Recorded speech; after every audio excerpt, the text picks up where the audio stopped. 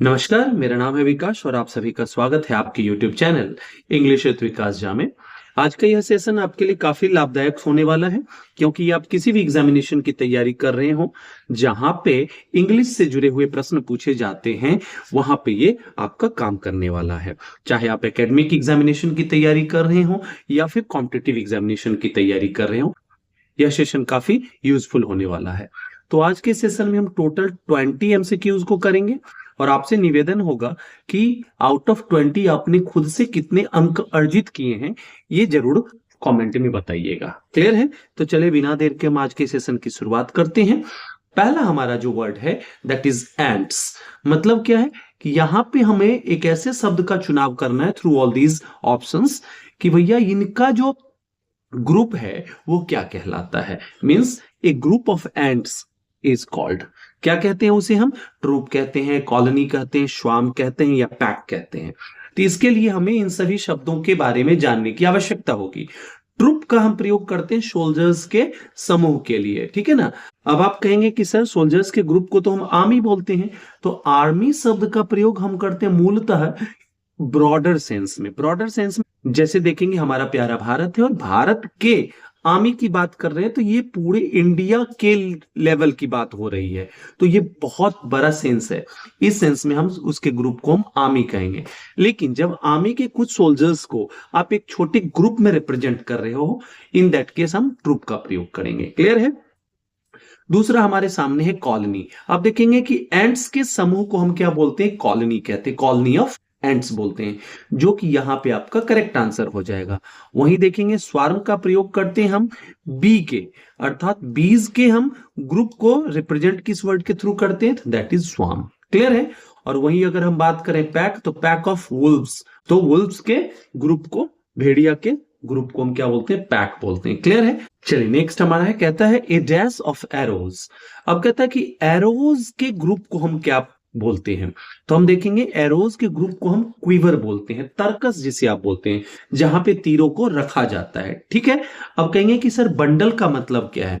देखिए बंडल का मतलब है जब आप किसी चीज को, कोई भी चीज है, पेपर हो सकता है, पेन हो सकता है, बुक हो सकता है, इन सबों को आप एक कलेक्शन में बोध करा रहे हो। ठीक है ना? इन सबों को आप एक जगह रख रहे हो बांध करके, खास करके उस सेंस में हम बंडल का प्रयोग करते हैं। लेकिन सीफ का प्रयोग करते हैं कहां पे? खास करके जब आप क्रॉप्स को, आप देखे होंगे ट्रेडिशनली गांवों में धान की खेती होती है ना, तो वहां पे देखेंगे धान के पौधों को आप देखा होगा कि किसी चीज से बांध करके उसके पटक पटक के उसके बीजों को अलग किया जाता है। ठीक है ना? अनाज को अलग किया जाता है, तो वो आपने टाई करके जो उसे किया है। यहां पे हम खास करके फसल के लिए, हम क्रॉप्स के लिए हम सीप शब्द का प्रयोग करते हैं। क्लियर है? और वहीं फ्लीट शब्द का प्रयोग करते हैं हम कहां पे? जहाज के समूह के लिए, शिप्स के समूह के लिए। क्लियर है? अर्थात हमारा ऑप्शन नंबर सी जो है यहाँ पे करेक्ट आंसर हो जाएगा। चलिए नेक्स्ट देखते हैं। नेक्स्ट हमारा है बीज। हमने ऊपर देखा था कि हम बीज के समूह के लिए हम वर्ड स्वार्म का प्रयोग करते हैं। क्लियर है? जो कि आपके ऑप्शन नंबर बी में है। और देखेंगे फ्लॉक का प्रयोग करते हैं बर्ड्स के समूह के लिए। ठीक है? और वहीं हर्ड का प्रयोग किया जाता है कैटल के लिए, मवेशियों के समूह के लिए, खास करके जब एक जगह ये चारा कर रही हो, ठीक है ना, उनके समूह के लिए हम हर्ड का प्रयोग करते हैं। और पैक का हमने देखा था वुल्व्स के ग्रुप के लिए करते हैं। अब देखिए नीचे आ गया आपका ए डैश ऑफ बर्ड्स। हमने देखा था बर्ड्स के ग्रुप को हम क्या बोलते हैं? फ्लॉक बोलते हैं। अर्थात आपका ऑप्शन नंबर सी जो है करेक्ट आंसर हो जाएगा। क्लियर है? चलिए गैंग देखते हैं। गैंग किसे कहते हैं? आप तो थीव्स के समूह को, चोर के समूह को, खास करके जो क्रिमिनल्स होते हैं उनका अगर ग्रुप हो किसी वारदात को अंजाम देने के लिए, तो उस ग्रुप को हम गैंग बोलते हैं। क्लियर है? इनका मकसद हमेशा निगेटिव होगा, ये ध्यान रखना है आपको। और वहीं हम स्कूल की बात करें तो फिश जो होता है ना, फिश, फिश मतलब यहाँ पे बात की जा रही मछलियों की, तो मछलियों के समूह के लिए हम स्कूल शब्द का प्रयोग करते हैं। क्लियर है? चलिए नेक्स्ट की ओर बढ़ते हैं। नेक्स्ट हमारा कहता है ए डैश ऑफ बुक्स। अब देखिए यहां पे आपको समझने की आवश्यकता होगी। अगर बुक्स हैं, बहुत सारे बुक्स हैं, डिफरेंट टाइप्स ऑफ बुक्स हैं, अगर उनको आपने बांध करके एक जगह रखा हुआ है तो बंडल यूज कर सकते हैं आप। क्लियर है? अगर कोई बुक है, जैसे मैंने बोला पैराडाइज लॉस्ट, और पैराडाइज लॉस्ट का नेक्स्ट पार्ट है पैराडाइज रीगेन्ड। अगर उन दोनों की बात कर रहे हैं तो सेट हो जाएगा, मतलब कोई चीज कंटिन्यूटी में है, ठीक है ना, कोई चीज कॉन्टिन्यूअस है, मतलब एक दूसरे के कॉम्प्लीमेंट के रूप में वो काम कर रहा है, एक के बिना दूसरा अधूरा है। इस सेंस में हम सेट का प्रयोग कर सकते हैं। क्लियर है? स्टैक का भी प्रयोग करते हैं किस सेंस में, जब बहुत सारी चीजें एक के ऊपर एक रखा गया हो लेकिन नीटली अरेंज्ड हो, उसके लिए हम क्या करते हैं, स्टैक शब्द का प्रयोग करते हैं। लेकिन इन जनरल जो जहां पे बुक्स ही बुक्स हो, पुस्तकालय हो, जहां सिर्फ और सिर्फ बुक ही दिख रहे हो, उसके लिए हम लाइब्रेरी का प्रयोग करेंगे। तो यहां पे इन जनरल हम ऑप्शन नंबर डी का चुनाव करेंगे। और हाँ, यदि कोई पैसेज दिया होता और पैसेज में अगर यह मीनिंग निकल रहा होता कि वहां पे बंडल का कार्य है तो बंडल यूज करते, अगर कॉन्टिन्यूटी की बात की जाती तो सेट का प्रयोग करते, अगर उनके अरेंजमेंट की बात की जाती जो एक के ऊपर एक रखा हुआ है, बड़ा नीटली रखा हुआ है, तो स्टैक का प्रयोग होता। अगर वहां यह दर्शाया जा रहा है कि एक स्पेशल प्लेस है जहां पे सिर्फ बुक्स की बात की जा रही है, सिर्फ बुक्स ही बुक्स है, तो वहां पे हम लाइब्रेरी का प्रयोग करेंगे। इन जनरल यहां पे हम ऑप्शन नंबर डी का चुनाव करेंगे। क्लियर है? चलिए नेक्स्ट की ओर बढ़ते हैं। नेक्स्ट हमारा कहता है ए डैश ऑफ कैटल। हमने पीछे चर्चा किया था कि किसके समूह को हम कैटल बोलते हैं, तो cattle itself is a collective noun. आप ध्यान रखना है कि कैटल जो है खुद में क्या है, कलेक्टिव नाउन है, और कैटल बोलते हैं मवेशियों को जिनको आप डोमेस्टिकेट करते हैं उनके समूह को। जैसे हम बात करेंगे वाइल्ड एनिमल्स की तो उसके लिए हम बीस्ट शब्द का प्रयोग करते हैं, और वो कैटल की श्रेणी में नहीं आएंगे। लेकिन अब यहां कहा गया है कि कैटल के समूह को क्या बोलेंगे, तो हमने देखा था कैटल के समूह को हम हर्ड बोलते हैं। क्लियर है? फ्लॉक हम बोलते हैं बर्ड्स के समूह को। और वही ड्रोव शब्द का मतलब क्या है, अब ये बहुत अच्छा शब्द है, ध्यान देंगे आप देखेंगे कि कोई मवेशी है, कोई एनिमल है जिसे आप हाँ कर रहे हो और वो सारे के सारे एक साथ एक पंक्ति में एक कतार में आगे बढ़ रहे हैं, तो उसके लिए हम क्या करेंगे, ड्रोव शब्द का प्रयोग करेंगे। क्लियर है? और पैक जो है वो वुल्व्स के लिए होता है, भेड़ियों के लिए होता है, इनके समूह को रिप्रेजेंट करता है। क्लियर है? चलिए नेक्स्ट हमारा कहता है ए डैश ऑफ क्वाइंस। अब देखेंगे कि क्वाइंस के ग्रुप को क्या बोलेंगे। बहुत अच्छा है, हीप बोलते हैं ढेरी को। ढेरी समझ रहे होंगे, बहुत सारा चीज एक जगह रखा होगा, तो ये हीप ढेरी, वही ढेरी। यहां पे देखेंगे एक के ऊपर दूसरा है लेकिन अरेंज्ड नहीं है, ठीक है ना। और पाइल में हम जान रहे हैं क्या होता है, यहां पे देखेंगे एक के ऊपर एक दूसरा, एक जैसे कि सिक्कों को आप एक के ऊपर रखते जा रहे हो इस तरह से, तो ये वेल अरेंज्ड है, ठीक है ना। 5 का एक जगह, 2 के सिक्के एक जगह, 10 के इस तरह, ये जो इस तरह से टावर बन रहा है, इसके लिए हम पायल शब्द का प्रयोग करते हैं। बैच का हिंदी होता है घानी, याद रखेंगे।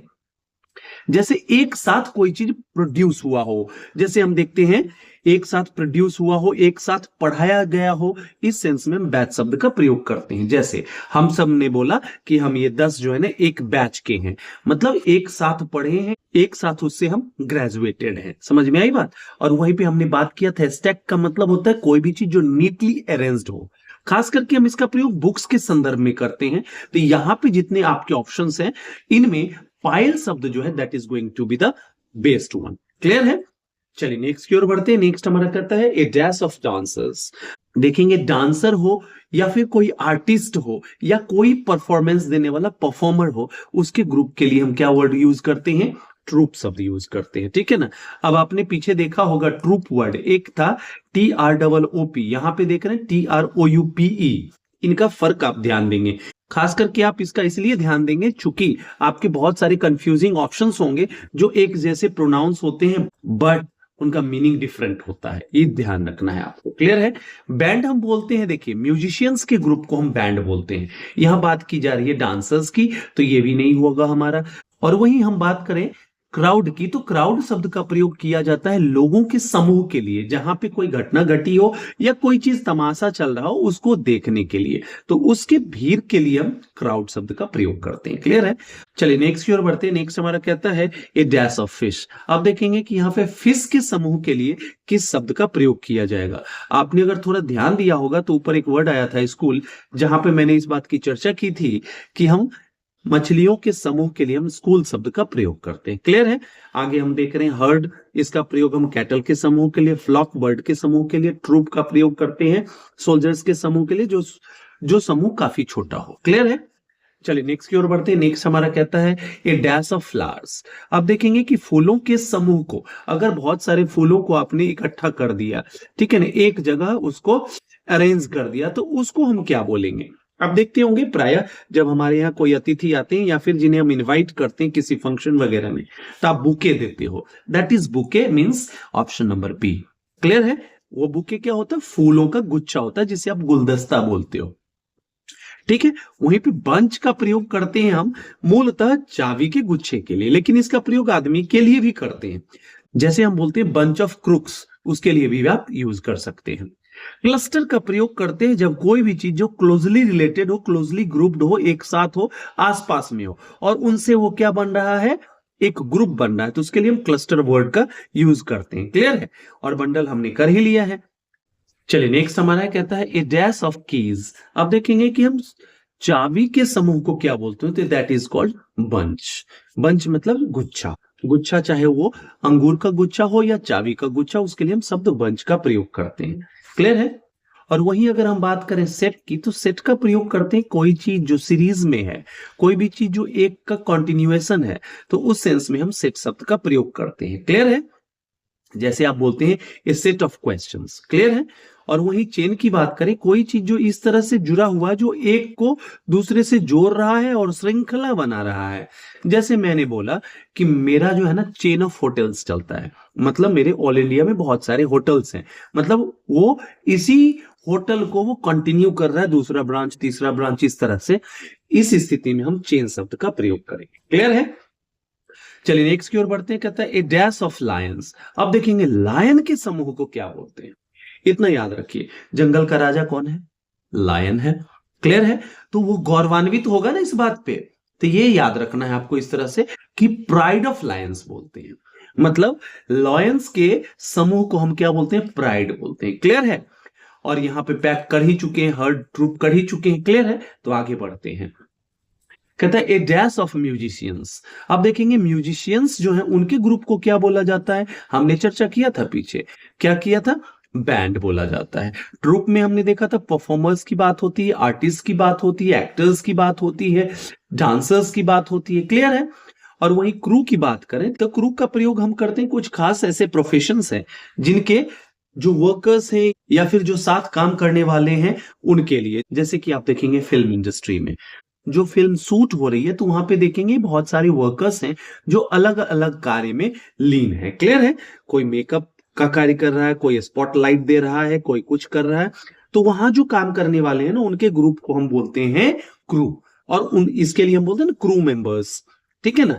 ये ध्यान रखना है। या फिर आप देखे होंगे एरोप्लेन में, जो एरोप्लेन को चलाने के लिए पूरे संचालन में जो भूमिका निभा रहे हैं, एक पायलट है, एक को पायलट है, और देखते होंगे एयर होस्टेस है, तो इन सबों को हम क्रू बोलते हैं। क्लियर है? चाहे जहाज पे हो, एरोप्लेन में हो, फिल्म इंडस्ट्री की बात की जा रही हो, या कंस्ट्रक्शन वर्क की बात की जा रही हो। क्लियर है? फ्लॉक होता है बर्ड्स के समूह को बोलते हैं। क्लियर है? चलिए नेक्स्ट की ओर बढ़ते हैं। कहता है ए डैश ऑफ पुलिस। अब ये बहुत लाजवाब क्वेश्चन है।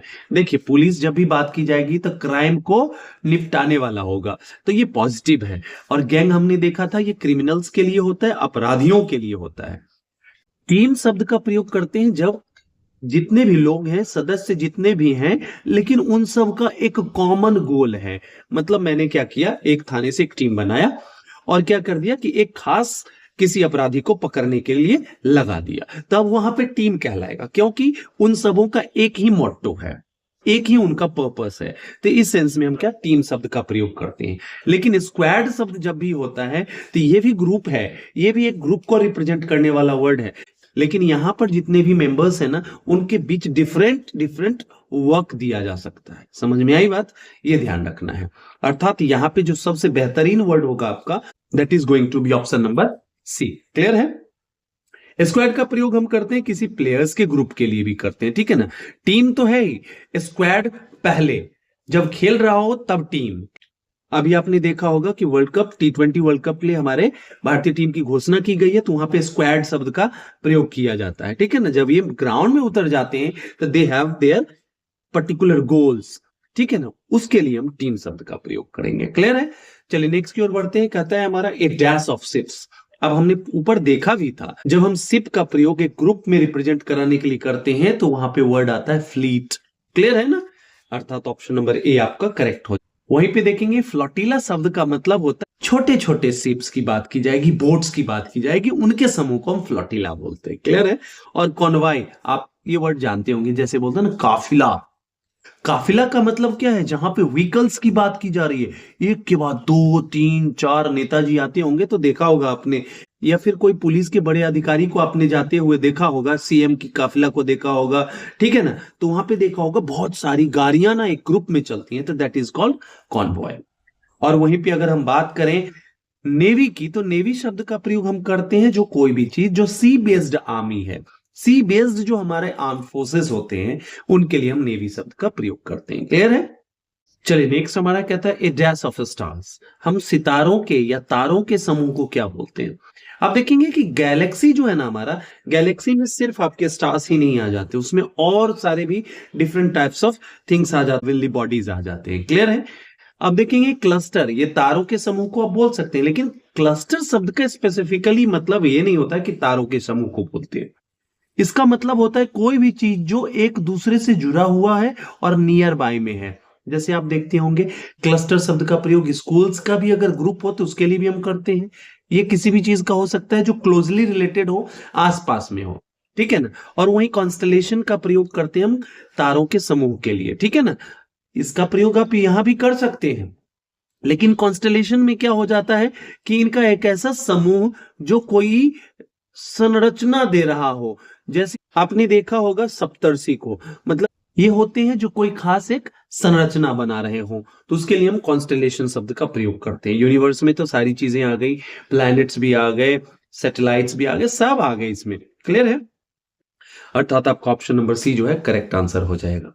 चलिए नेक्स्ट हमारा कहता है ए डैश ऑफ स्टूडेंट्स। स्टूडेंट्स के ग्रुप को क्या बोलते हैं? That is called class. Class हम बोलते हैं किसे? स्टूडेंट्स के ग्रुप को। क्लियर है? चलिए नेक्स्ट की ओर बढ़ते हैं। कहता है ए डैश ऑफ थीव्स। हम देखेंगे कि चोरों के समूह को क्या बोलते हैं। तो हमने ऊपर किया था क्या, गैंग बोला जाता है, क्योंकि थीव्स की जब बात हो रही है तो ये तो निगेटिव हो गया ना हमारा। और यहाँ पे जितने भी वर्ड है आपके, इसमें से कोई निगेटिव वर्ड नहीं है, एक गैंग को छोड़ करके। और एक आपका और भी है मॉब। मॉब भी बोलते हैं हम पीपल के ग्रुप को, लेकिन कैसा? जो गुस्साया हुआ हो, जो कुछ भी कर सकता है, आगजनी कर सकता है, तोड़फोड़ कर सकता है, उसके लिए हम मॉब शब्द का प्रयोग करते हैं। और वहीं पे हम क्राउड शब्द का प्रयोग करते हैं जो नॉर्मलसी में है, ठीक है ना? बहुत सारे लोग हैं, इंटरटेनमेंट के लिए इकट्ठा हो सकते हैं, किसी चीज के क्यूरियोसिटी के लिए इकट्ठा हो सकते हैं, लेकिन उनका इंटेंशन कहीं भी गलत नहीं है, किसी भी रूप में वो किसी तरह का नुकसान नहीं करना चाहते हैं। क्लियर है? चलिए नेक्स्ट की ओर बढ़ते हैं। कहता है ए डैश ऑफ वोल्व्स। हमने बहुत बार तो ऊपर कर लिया है कि पैक ऑफ वोल्व्स, मतलब हम वोल्व्स के मतलब भेड़ियों के समूह के लिए हम किस शब्द का प्रयोग करते हैं? पैक शब्द का प्रयोग करते हैं। क्लियर है? चलिए आज के सेशन के लास्ट क्वेश्चन को भी कर लेते हैं। कहता है ए डैश ऑफ वर्कर्स। कहता है कि वर्कर्स के समूह को क्या बोलते हैं?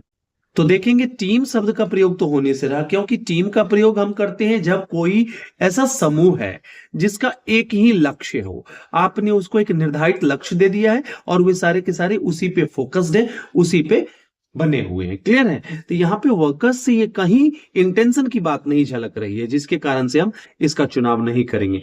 क्राउड नहीं, क्राउड तो वर्कर्स का भी हो सकता है।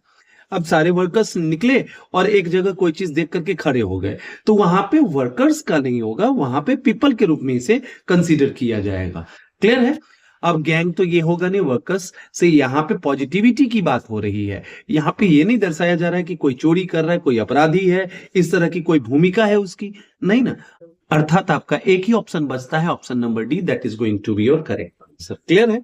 आई होप कि आपको सेशन बहुत ही मजेदार लगा होगा। आपने बहुत सारे ऐसे वर्ड सीखे होंगे जो आपके लिए नया होगा। अगर ऐसा है तो let me know in the comment box. और आपके लिए क्वेश्चन है जिसका आंसर आपको कमेंट बॉक्स में देना है। आप देखेंगे कि एक ग्रुप ऑफ क्रोज, मतलब कौओं के समूह को क्या बोलते हैं, इसका आपको आंसर कमेंट बॉक्स में लिखना है। क्लियर है? चलिए till the time we meet next, happy learning and keep evolving. Thank you so much.